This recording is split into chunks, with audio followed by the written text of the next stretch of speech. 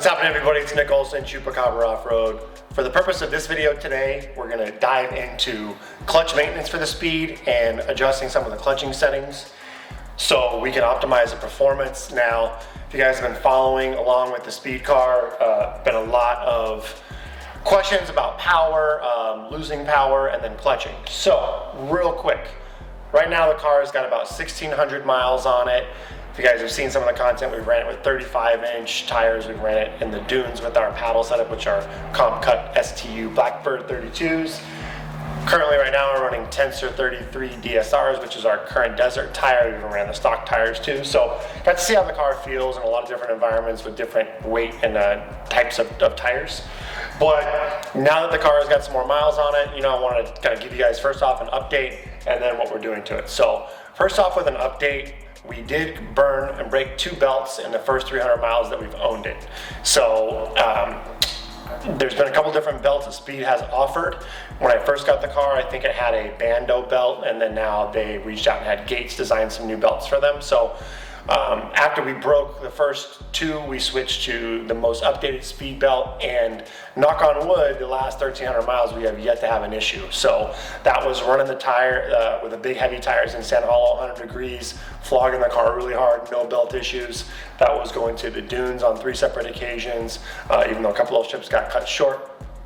Anywhere else. So we pulled the belt apart, checked it out. I think we put on a different belt just after 300 miles ago, just because thought it'd be safe. Got 900 out of the old belt, but the clutches look good. We're going to pull them apart now and show you what they look like. But I haven't felt any slippage of the belt. The belt temp gauge, it's worked. It's not. I personally hate the belt temp gauge. I almost wish I didn't have it. If it's going to break, it's going to break. But I've had some cars before where I do know what it feels like when the belt is slipping, and we haven't encountered that even with the weight of this vehicle in all these different environments. So the good news is, I think with the Speed clutching, for me, I haven't had many issues. Now, about 300-400 miles ago, we also made a couple changes to the clutching. So if you guys are familiar with the Speed primary, there's 6 adjustable settings. It comes stock in setting 3. We bumped that to setting 5. We did that because we were trying to gain more RPM and more horsepower. Now, Speed, Robbie Gordon, everybody recommends 8,600 RPM is kind of the sweet spot, but you definitely don't want to go much above that. So after we had some good success with the belt not slipping and failing after a big Baja trip and all that, I said, let's see if we can get a little bit more performance, because a few hundred RPM, it leads to some more horsepower. So we made that change, and then also on the secondary spring, we replaced that with a secondary spring from Push Turbo.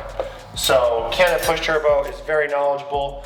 I suggest you reach out to him if you have any questions, but he has this secondary spring which is purple, and we installed that as well. And the purpose of the secondary spring was to pick up another 125 RPM as well as the shift out, and Ken said it was going to be much better to drive in the dunes, which on my first dune trip it did work good. So after we made those changes, we got to right about 8,600 RPM, and the car was working good, and I was pretty stoked on it. So the car has been updated with several tunes. I mentioned 8,600 RPM. Right before shooting this, I reached out to Robbie because now that I have the car back, I'm only seeing about 7,600 RPM. So we're trying to gain some of that RPM back. It's a big power drop when you're down about 1,000 RPM. So Robbie said that if I get the clutching to 8,400, now in 3rd gear, there's a higher top speed. So they've adjusted some of the parameters of these updates. So basically, we're trying to get that performance back. Dune season's over for me. I want to be around, like I said, 83, 84, 85, and have that performance for the hard pack. I'm going to be doing a big Baja trip, things of that nature, summer rides. So I want to get the power where it should be, and I want to, of course, have the reliability and not try to go above and beyond what they recommend, because the last thing I want is another motor issue. So the secondary spring helped, the front clutch adjustment helped when we did that. But, we also have to maintain it, and there's a couple parts I bought from Ken at Push. Now, if you guys aren't familiar with Push Industries, Ken worked with Robbie on the turbo as well as a lot of the clutching, performance, all that type of thing. So Ken's extremely knowledgeable if you ever want to call and pick his brain. But the clutch kit that I purchased comes with the spring. So here's the primary spring we're going to throw in. and a couple wear. The kit also comes with some other parts here I'll show you, but there's a couple other wear items that Ken sells, which are some ramps and some rollers. So we saw a little bit of wear on the rollers last time. We're gonna do preventative maintenance, and this is what Ken sells and says, hey, this stuff wears out pretty quick, and we're gonna take his word for it. At the moment, nobody else, Speed, otherwise offers some of these parts. So we're doing our due diligence to make sure that, we can take these things to Baja, anywhere we decide to go here in the next few months, and make sure the car is reliable. We haven't had issues with this, but we don't want to. So we're gonna go ahead and adjust that and get into some clutching. So with some of the other parts supplied in the clutch kit, we can remove some of the weights to pick up some more RPM as well. So the main goal is to increase our RPM, which is going to increase our horsepower, and hopefully doing so in a reliable manner. And the belt temps, again, like I said, I have no reason to believe that by doing these changes, we will get more power, or excuse me, more heat, or more broken belts. But we're gonna try. So, we wanna gain some of that power back. We wanna get to where I wanna be, so let's get into it. All right, so we just took the clutch cover off. I wanna show you how much dust is in there. Of course, I blow it out periodically. I noticed owning all the brands, the Can-Am was exceptionally good. It seemed like my X3 clutching stayed much cleaner than the Polaris did, and maybe this falls somewhere in the middle. So not too bad, but I do check this one maybe more than the others. So we're gonna blow it out. We're gonna show you what the belt looks like. Of course, we're gonna do some maintenance. We got some Scotch-Brite stuff to kind of just touch up the sheaves, and then of course make those clutch changes.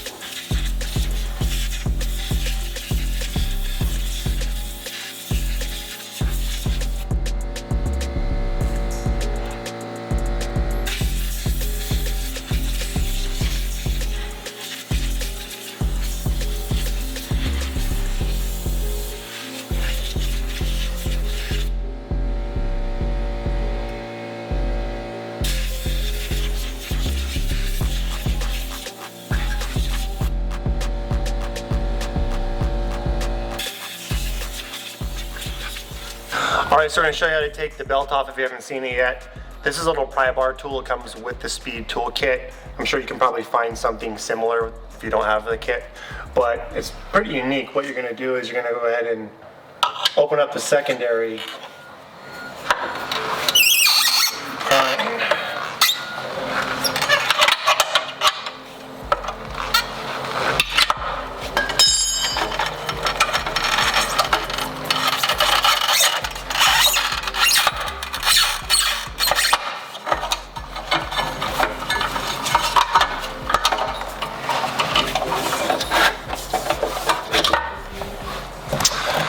So here's what the belt looks like. Again, the belt I've been using is the Speed belt. It has the part number on it, which is the S9126. Again, we did change this out. This one only has a couple glamour strips on it, but it does have maybe 300 or 400 miles on it. But overall, I'd say it looks pretty darn good. Maybe a little issue right there, but we're gonna pull apart the sheaves too, but sheaves look and feel good, no excessive wear that I'm noticing. If you do want to remove the secondary, it's really simple. It's just a 19 mil. Same thing, you're gonna need to take off most of the bolts on the car, and then you can pull it out. We did that both times that we did have a belt failure, just double check and make sure there was no belt shrapnel that could have got lodged in there. So that's important. Speaking of belt shrapnel, there were some updates that Speed performed. There's a big exhaust on the top, in the inside of the belt cover, and that has a little wire mesh on it. So that some people had some issues where the shrapnel was hot and it shot out, and it got on top of the hot turbos. So that's one update they made. That's one thing about this car. There's been a lot of updates. So I think one update that they have done that has resulted in us not having any belt failures was they had learned through some testing the CFMs that blocking off one of the intake ports actually helped, because on one hand you have 2 ports bringing fresh air in, well, the air wasn't circulating in and getting out. So that's an update that they did make, and we noticed a big drop in belt temps, and like I said, it's, knock on wood, it's been really good for us, and that was honestly for the last 6 or 7 months. So I've kind of stopped worrying about it, and like I said, what I'm seeing in real life, I'm pretty stoked on it. It's been the least of our worries so far. So that's good, that's what that looks like. So let's go ahead and take apart the primary here and show you how to install stuff. So we just got off the phone with Ken, and he gave us some feedback. The 3 different length screws that come in the clutch kit, he refers to those as weights. So can be a little confusing, but you can see you've got 8 of these screws total. And we're going to remove these stock ones, and we're going to install the shortest screws / weights that Ken recommends. So you can see these have a little nut on them. Ken said to put only 4, and they're all going to be on the same side. So you have like an upper and a lower. So we're going to do 1, 1, right, and make sure they're all on the same side of each of those. This is a 3mm Allen key. I needed a 4mm to take off the previous screws to get the ramps off. And we'll show you what that looks like when we have them all installed.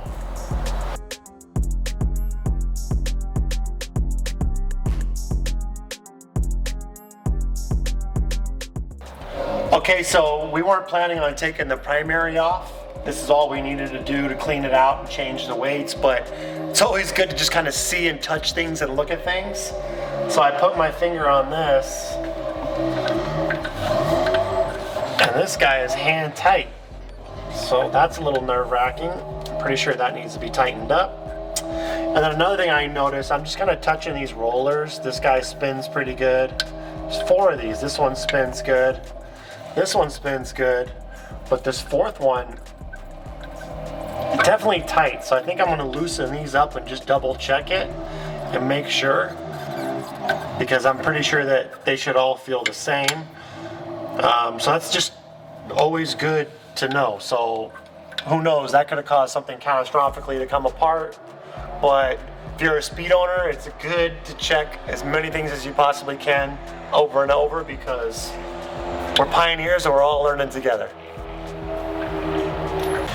So here's the roller that wasn't rolling very well, so we took it out, cleaned it all up, made sure it was good. We're going to go ahead and install it back in here. And then we're not going to take the primary all the way off, but you can see it moves in and out quite a bit. I wanted to show you that because basically sprayed this thing down with carb cleaner, and then I've got a 360 grit, and I'm coming inside of here, and I'm just going to really kind of rough up the sheaves, spray it down, rotate it. But we're going to take the secondary off and do that as well, but it's always a good idea just to kind of rough these up and get nice and clean and new texture. So another thing too, with a lot of screws we took off had some blue Loctite. So we're going to use blue Loctite to reinstall the weight screws along with the other hardware that we would take off to get the outer part of the primary off. Okay, so we got the secondary pulled off of the car. Check and notice a couple things. So first off, the main goal was to scuff up the sheaves and then replace the rollers. Well, the rollers are held in by some Allen screws right here, and unfortunately these things are really tight. We added some penetrant, but I'm afraid with the small little Allen wrench, we also tried taking the fan off and running a part down in here. We might take it all apart, but it was very difficult to even break one of these loose. So looking at the rollers, they're really not that bad a shape. They definitely have some scoring, but they're moving around freely, and I'm not seeing any excessive wear on the Helix. So I think for today, we don't have a torch with us unless I go bring one back and at a later time. I think we can probably get some more miles out of the rollers, maybe another 500,000 miles. Another thing we noticed too on the fan blades, 2 of them are cracked. So right here, we've got 2 of them that you hope don't come apart. You can see this one's broken all the way through and this one almost is. So some of it will probably be okay, for now, but we are gonna order a fan blade. I just text the guys in Havasu, see if they have one. I'm gonna buy it, and then you can slap that on pretty quick and easy here. So that's the plan for now. That's what we're finding. So we're gonna go ahead and just kind of Scotch-Brite this up right here, get it all nice and rough, double check, inspect everything, and then throw the secondary back on. All right, so we got the car buttoned up. We just made a bunch of runs. Real quick, before I forget, the rollers we ended up not replacing because, like I mentioned, getting that screw off was tough. We might have to go back, but the rollers look pretty good. We decided to keep them. We changed all these ramps out, no big deal. They're marked A and B on the new ones from Push. You'll see the A is facing out. We'll show you a B-roll of that so you can see it.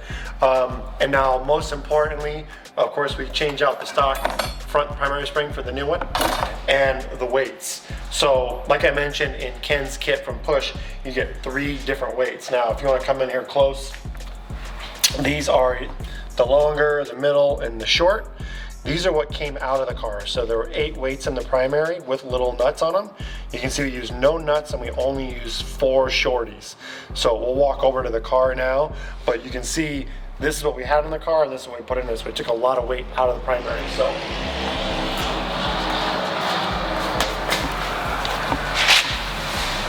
if you come over to here, when I'm mentioning the ramps, you can see the letter A facing out. There's an A and a B. It's right there. And weights wise, the weights are just inside the fan. And we'll get some close-up shots for you. But of course, all those we use some blue Loctite. I was telling you the big lock ring in the center. We decided to take it back off and then put red Loctite on it and get it tight. Just make sure that was all good. You have to take the bearing off to get this whole thing off, put the bearing back on with the snap ring. And then the secondary, we just buttoned it back up like we did after we Scotch-Brited it. Took the same belt we had on before and put it on. So let's talk about the results.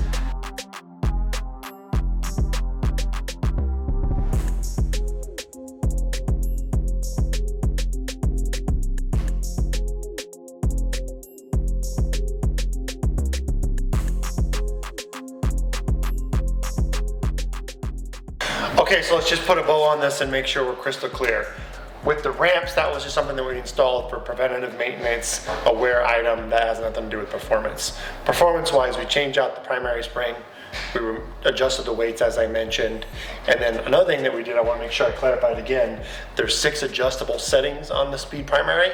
We were in setting 5, we bumped down to setting 3. That's what Ken at Push Turbo recommended. He says that between 3 to 4, 4 to 5, you don't notice a lot. So go from 1 to 3 to 6. We went middle of the field, and we're back at setting 3, which is the stock setting. So now that we've got everything set up, we just did a bunch of pulls. We hit the exact RPM we wanted to be at. We're at 84 to 8,500, right in the sweet spot once the car got warmed up to temperature. The downside is after we're making long repeated pulls, it limits the power. You can feel it. There's something going on with the mapping, the ECU, that slows it down, and then those RPMs drop back down to like 7,800. So it feels like from a clutching perspective, we did what we could. The fact that the power is being removed, that some boost gets pulled out of it or timing, whatever it is, that's something that we can't control. I'll call Robbie and ask on that. But for the sake of this, I'm pretty stoked on it. We gained some more power. It feels a little bit snappier and crisp, and it seemed like when you're running it for longer periods of time, after 5 or 8 seconds, and then it would slow down. And this is something I experienced in the dunes too. So there's something going on where long pulls and it'll slow you down, but honestly 5 seconds isn't that long. If you're out in the dunes, you're going up a big hill, you need a thing to pull hard for at least 20-30 seconds sometimes at a time. So it's something that you might not notice if you're going in between turns out in the hard pack. You have that bark and you're not standing on it for long periods, so it's really based on your terrain. But it is something that hasn't affected this car before to this level, and it is now. So we will try to figure out how we can remedy that, and if that's something that we can remedy. But in the meantime, at least we know that we, kind of serviced the clutch. We double checked everything. We're pretty stoked on it. We made some changes. If something does happen, like where the belt gets hot or we break a belt, we'll let you know. But I'm pretty confident with what we've done that, some slight improvements, but nothing that's going to majorly affect us. So I hope you guys liked the video. We're gonna be going through everything on this car. Just double checking, triple checking everything. We didn't really get a lot of the wiring of the accessories exactly how we wanted. We might be adding a Switch Pro. We're adding a GPS with a new mount you guys haven't seen yet. So tune in for a lot of speed shop videos as we kind of go through and get everything dialed and get this thing ready for Baja. So thanks for watching. We'll see you on the next one.